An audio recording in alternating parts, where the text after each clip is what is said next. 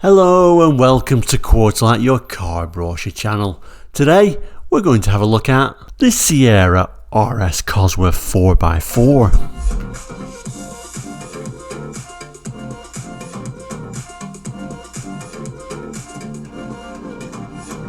Welcome back to Ford Fridays. Quartzlight, if you don't know, we're a very small channel here on YouTube looking at car brochures from around the world. Fridays we've been tending to feature a Ford, so Ford Fridays, and today is the turn of the Ford Sierra RS Cosworth 4x4. And it's a bit of an interesting little brochure, so let's have a look at that one now.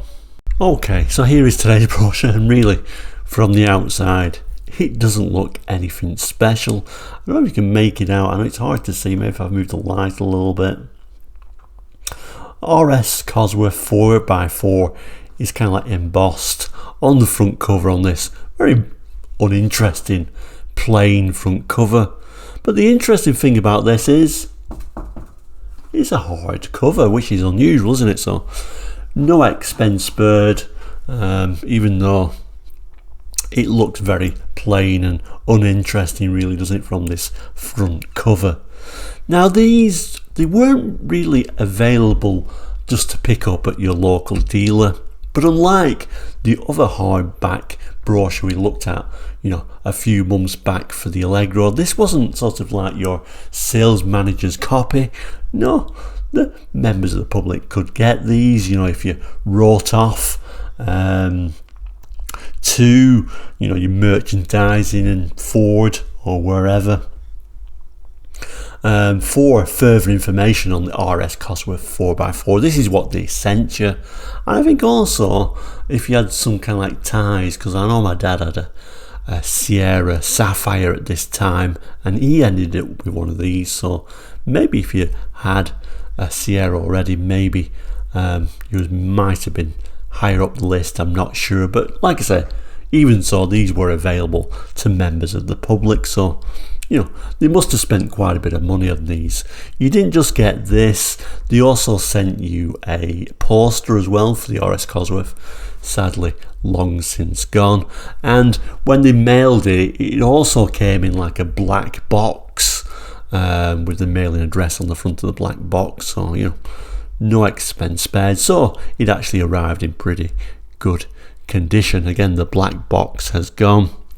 One thing that we do still have though, equally black and hard to see, this is the paperwork that comes with it to show the pricing for it. So we'll have a look at the pricing later on as well, because that's quite interesting. So this one would have been around about 1991. The letter it came with is actually dated February 1991. The pricing, I do believe, is just a little bit earlier than that, so we'll certainly have a look at that in a moment. But like I say, unusual to have a brochure, because it's just a brochure. It's not a book that you could buy. This is just a brochure, even though it's got a hard cover on. Anyway, enough waffle. Let's open up the first page. So it's quite a long brochure, you can see, but as we open the first page, it's equally uninteresting. I did kind of like toy with doing this brochure or not, see how well it came on camera, but I know someone's been asking for this RS Cosworth 4x4 brochure for some time, so here it is, and I promise it gets a little bit better. So let's open up the next page. Okay, so the first page is sort of showing this like Motorsport one, and this is where it all comes about. The RS Cosworth is all about motorsport, really. This particular Sierra we're looking at today would have been the third generation Sierra RS Cosworth when it was launched January 90.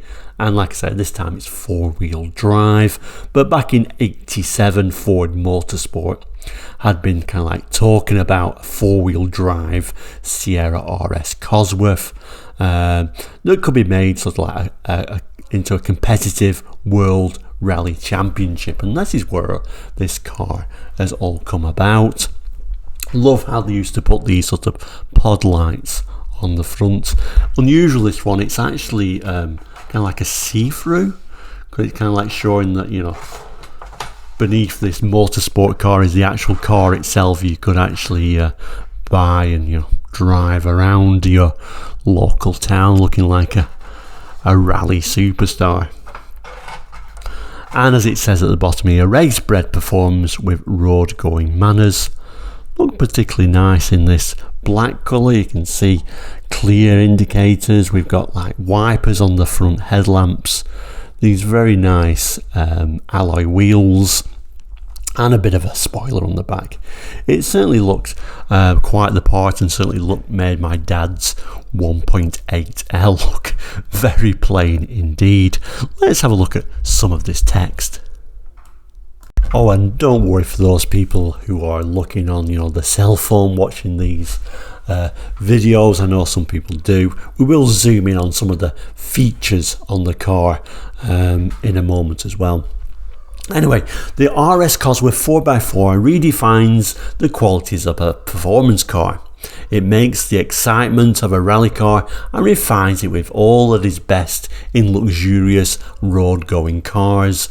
The result is where other cars compromise. The RS Cosworth 4x4 excels. The sleek, purposeful lines of the exterior belong to a thoroughbred performer, yet the RS Cosworth 4x4 accommodates 5 adults and their luggage in comfort. It goes on to say power is a formidable 220 PS, yet the RS Cosworth 4x4 is as easy to drive in town as it is exciting to guide through a stretch of twisting country lanes. Handling and road holding are breathtaking, but the ride leaves you refreshed at the end of a long trip.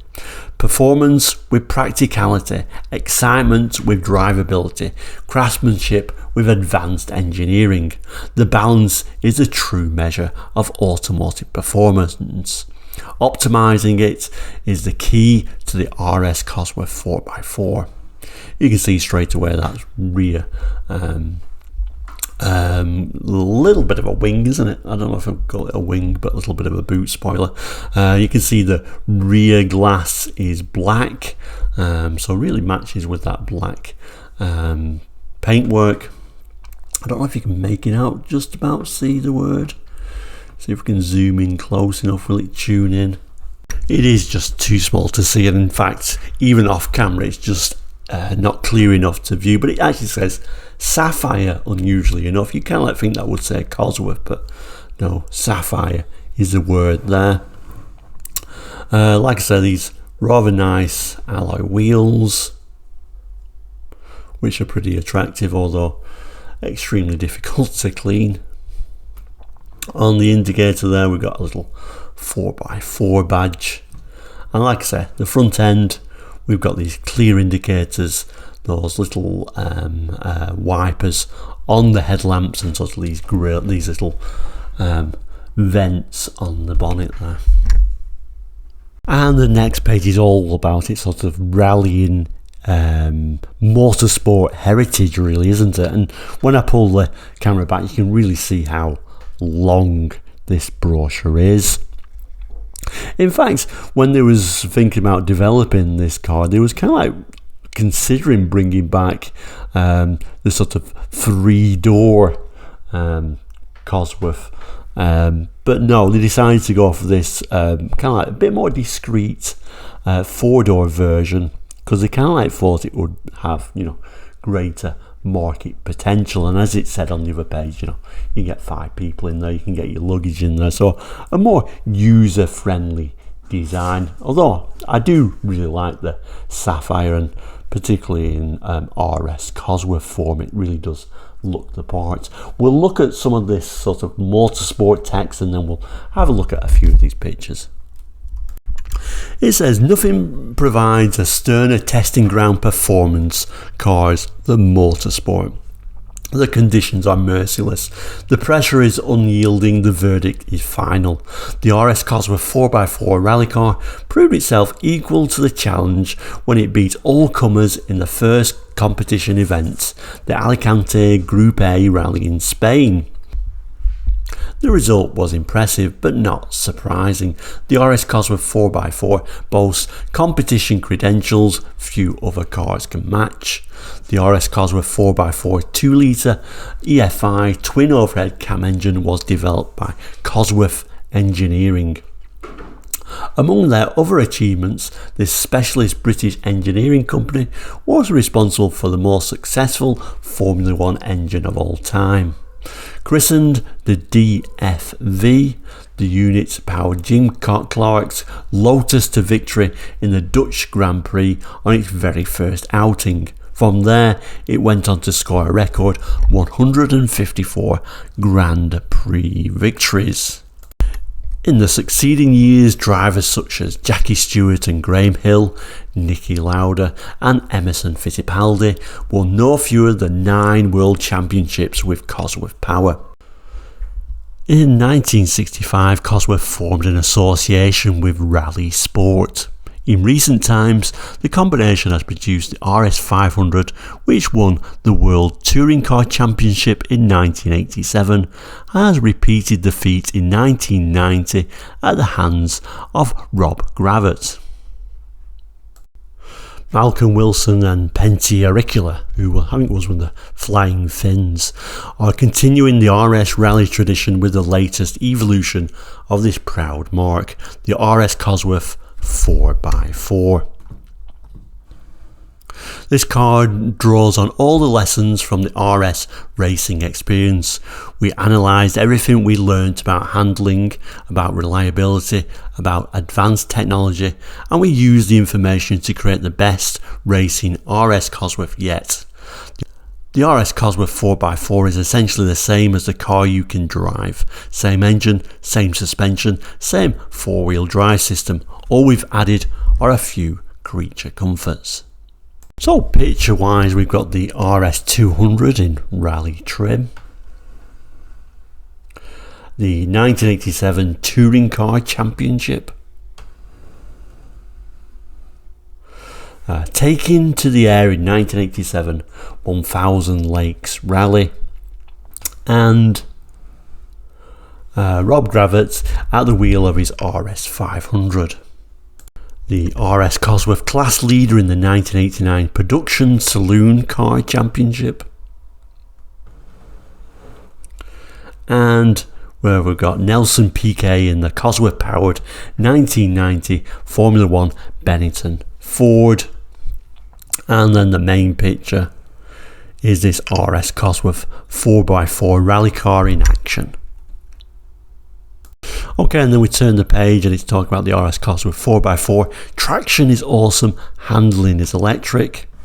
We've got a nice little image of this 4x4 in white, nice little front view, and we've got our black one. You're sort of going through this sort of possibly Highland scene. Text wise, it's getting a bit of a wordy brochure, this one. We are up to I think we're probably up to the centre pages. It's not a long brochure this, but we'll just pick out some key points here, I think. This one does show some of the performance figures. It starts by saying, even at rest, the RS Cosworth 4x4 looks rapid.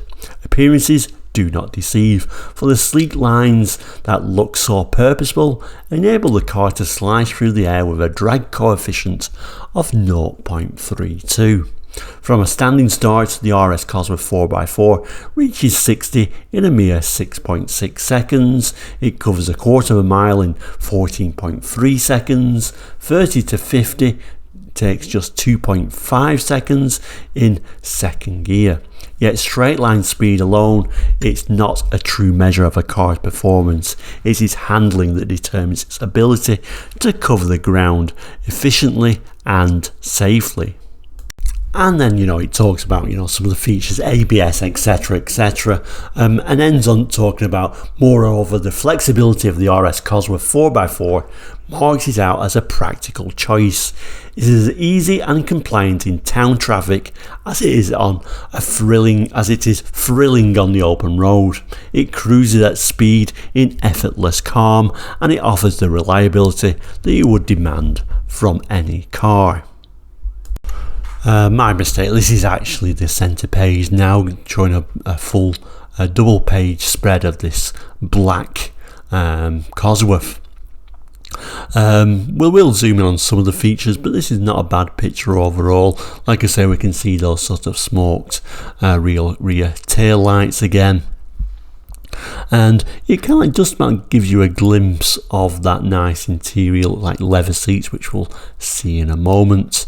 And we do have such luxuries as a sunroof even, which is quite pleasant. I think we may be able to see the Sapphire badge now, so let's have a look at that.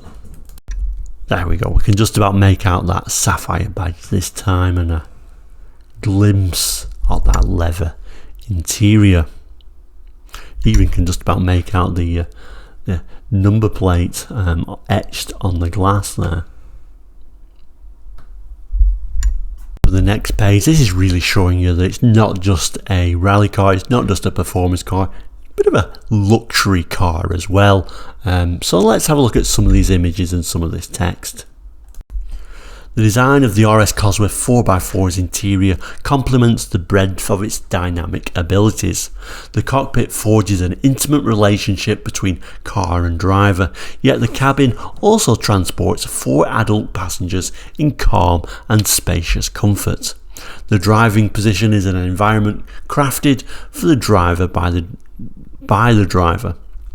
Both the leather trimmed steering wheel and the Recaro Sport seats are fully adjustable for height and reach.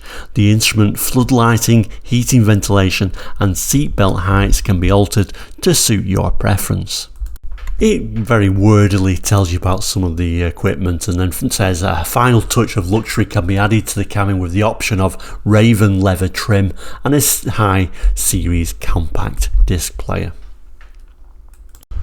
So at the far end here we've got a 5-way graphic warning module and this sort of dashboard that any sort of Sierra owner would be quite familiar with at this time. Doesn't look anything out the ordinary. Even the steering wheel isn't really like sporty really, is it?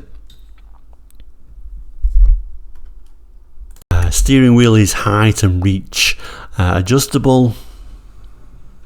We've got a quick clear heated windscreen, and that is that optional compact disc player if you optioned it to have such, and these aircraft style seat pockets. But I think the nicest feature is those sort of optional leather seats that do look very nice and very comfortable. Then we get the vision made real by advanced engineering. Let's look at some of these quite interesting graphics, I think. So it's saying the power is split 34-64 front to rear. Limited slip differential with viscous coupling. That 2-litre EFI 16 valve engine. And 4 valves per cylinder. We've got ABS braking system, prevents wheel locking. The turbocharged power by hot exhaust gases. And the aluminium alloy cylinder head. And at the end we've got this sort of nice sort of X-ray or see-through image, nicely drawn actually. It says a triumph of integrated engineering. Let's see who's drawn that. We always kind of like gloss over this, but apparently Studio Collins was who produced that, whoever they were. But you know, let's give them some recognition. And then we've got this lovely image of that red cover for this RS Cosworth 16 valve turbo engine. And then we get to the back page and some of the specifications. So we got the sort of dimensions there, technical features of the engine,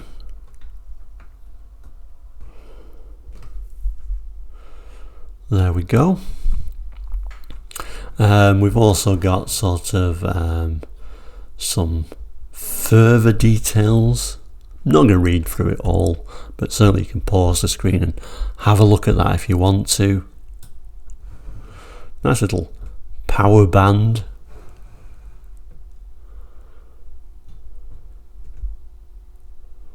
quite interesting against the RPM. And then there's another little graphic up here for the torque. The performance figures 150, 66.6, and some information about the transmission and the ratios.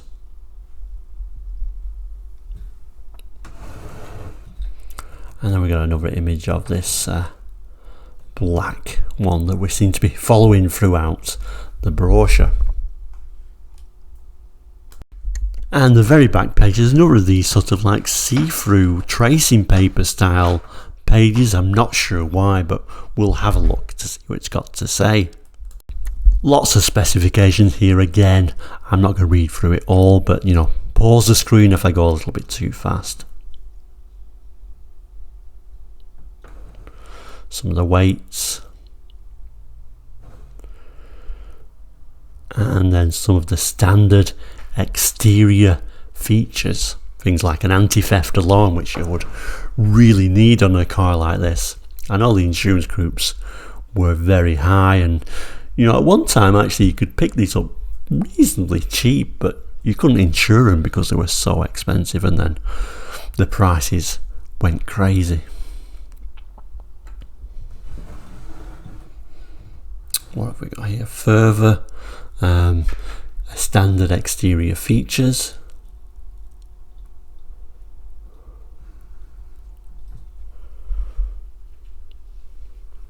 And then it moves on to standard interior features.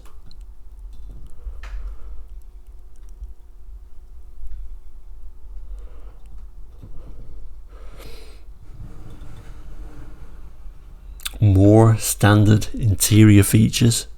Like I said, I'm not sure why they decided to print this all on the tracing paper, I guess to match that front page of that rally car we saw, I guess.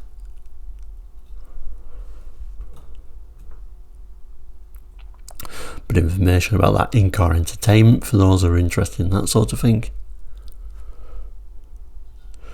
And then the instruments themselves.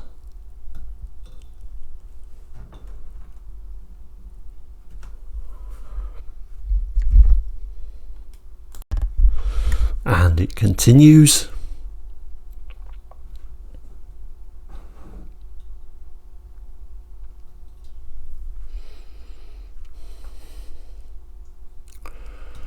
Some information about those seats.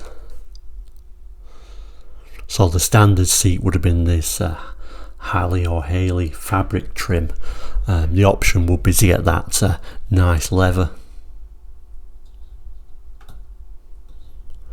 Seat belts, of course, at this time. Further information, and then you've got this sort of list of factory fitted optional features at extra cost. So you've got that leather trimmed front and rear seats, in-car entertainment like a more of a premium sound system, and you've also got that option for that compact disc player. Fuel consumption.